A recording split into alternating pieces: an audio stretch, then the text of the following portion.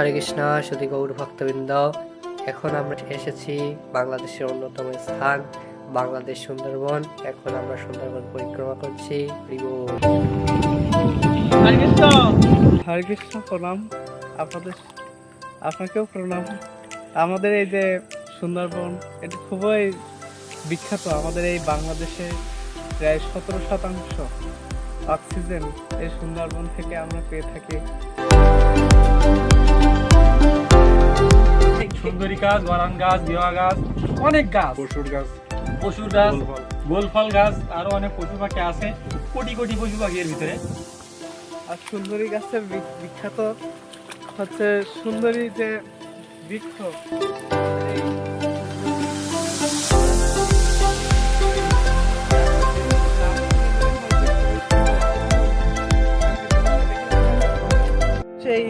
আমরা সেই সুন্দরবন দেখতে দেখতে আমাদের চোখের সামনে একটি শুয়োর এসে গেছে।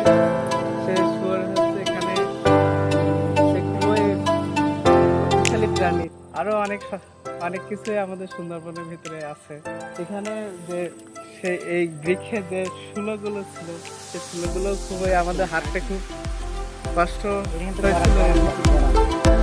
আমাদের এখানে দেখানো হচ্ছে সেটা হচ্ছে বারান বৃক্ষ।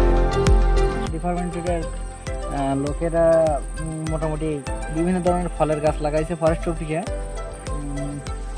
তো আমরা ভ্রমণ করছি এবং প্রভুদের দেখাচ্ছি। সবাই খুলনা থেকে আসছে আমাদের মাঝে। এটা হচ্ছে আমাদের বাজবাজা ক্যাম্প।